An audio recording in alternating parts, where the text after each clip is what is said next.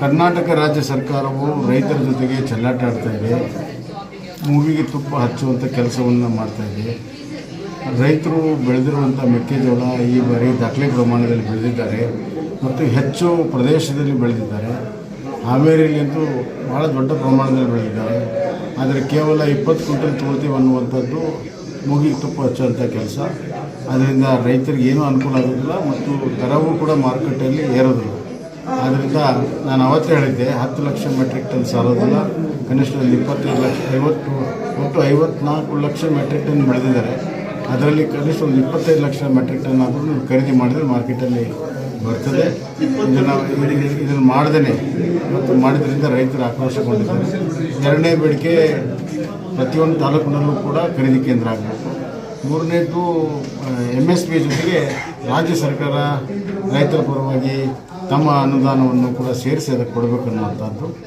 ಯಾವೂ ಕೂಡ ಮಾಡ್ದೇ ರೈತರಿಗೆ ಈಗ ಖರೀದಿ ಕೇಂದ್ರ ಕೂಡ ಸರಿಯಾಗಿ ಪ್ರಾರಂಭ ಆಗಿಲ್ಲ ಮತ್ತು ಅಲ್ಲಿ ಭಾಳಷ್ಟು ರೈತರನ್ನ ವಾಪಸ್ ಕಳಿಸುವಂಥ ಕೆಲಸ ಆಗ್ತಾಯಿದೆ. ಹಾವೇರಿಯಂತೂ ಇನ್ನೂ ಯಾವ ಪ್ರಕ್ರಿಯೆ ಕೂಡ ನಡೆದಿಲ್ಲ.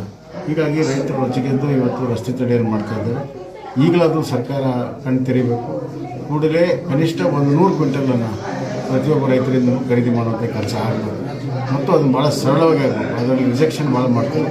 ಅದಾಗದೇ ನೋಡಬೇಕು. ಎಲ್ಲ ತಾಲೂಕು ಕೇಂದ್ರದಲ್ಲೂ ಕೂಡ ಖರೀದಿ ಕೇಂದ್ರ ಪ್ರಾರಂಭ ಮಾಡಬೇಕು. MSPಗೆ ಹೆಚ್ಚುವರಿಯಾಗಿ ರಾಜ್ಯ ಸರ್ಕಾರ ಹಾಕಿಕೊಡಬೇಕು ಅನ್ನುವಂಥ ರೈತರ ಬೇಡಿಕೆ ನಮ್ಮ ಸಂಪೂರ್ಣವಾದಂಥ ಬೆಂಬಲ ಇದೆ. ಸರ್, ಈ ಚಳಿಗಾಲ ಅಡ್ವೆಂಚರಿನಲ್ಲಿ ಉತ್ತರ ಕರ್ನಾಟಕದ ಸಮಸ್ಯೆನೇ ಚರ್ಚೆ ಆಗಲ್ಲ ಅಂತ ಪ್ರತಿ ಸಾರಿನೂ ಕೂಗು ಸರ್. ಈ ಬಾರಿ ಏನೇನು ಒತ್ತು ಕೊಡಬೇಕಂತ ನೀವು? ಈ ಬಾರಿ ಉತ್ತರ ಕರ್ನಾಟಕದ ವಿಶೇಷವಾಗಿ ಕಲ್ಯಾಣ ಕರ್ನಾಟಕದಲ್ಲಿ ಆಗುತ್ತಿರುವಂಥ ಅನ್ಯಾಯ, ಉತ್ತರ ಕರ್ನಾಟಕದಲ್ಲಿ ಅಭಿವೃದ್ಧಿ ಆಗ್ತಾಯಿಲ್ಲ, ಯಾವುದೇ ಮೂಲಭೂತ ಸೌಕರ್ಯ ಇವತ್ತು ಆಗ್ತಾಯಿಲ್ಲ, ರಸ್ತೆಗಳು ಹದಗೆಟ್ಟು ಹೋಗಿದೆ, ನೀರಾವರಿ ಯೋಜನೆ ಸ್ಥಗಿತಗೊಂಡಿದ್ದಾವೆ, ಪ್ಲಸ್ ಕಬ್ಬು ಮತ್ತು ಮೆಕ್ಕೆಜೋಳ ದೊಡ್ಡ ಪ್ರಮಾಣದಲ್ಲಿ ಉತ್ತರ ಕನ್ನಡ ರೈತರು ಬೆಳೀತಾ ಇದ್ದಾರೆ. ಈ ಎಲ್ಲ ವಿಷಯಗಳನ್ನು ಸಮಗ್ರವಾಗಿ ಚರ್ಚೆ ಮಾಡಿ ಅದಕ್ಕೆ ಪರಿಹಾರವನ್ನು ಸರ್ಕಾರ ಕೊಡಬೇಕು. ಮತ್ತು ಈ ಬೆಳೆ ಹಾನಿಯಲ್ಲಿ ಕೂಡ ಭಾಳ ದೊಡ್ಡ ಅನ್ಯಾಯ ಆಗಿದೆ. ಕೇವಲ 10% ಮಾತ್ರ ಬೆಳೆ ಹಾನಿಗೆ ಪರಿಹಾರ ಸಿಕ್ಕಿದೆ. ಎಲ್ಲ ಜಿಲ್ಲೆಗಳಲ್ಲಿ ರೈತರು ಇದರ ಬಗ್ಗೆ ಇವತ್ತು ವಿರೋಧವನ್ನು ವ್ಯಕ್ತಪಡಿಸ್ತಾ ಇದ್ದಾರೆ. ಆದ್ದರಿಂದ ಈ ಎಲ್ಲ ವಿಷಯಗಳನ್ನು ಭಾಳ ಪ್ರಮುಖವಾಗಿ ಎತ್ತಬೇಕನ್ನುವಂಥದ್ದು ಆಶೆ.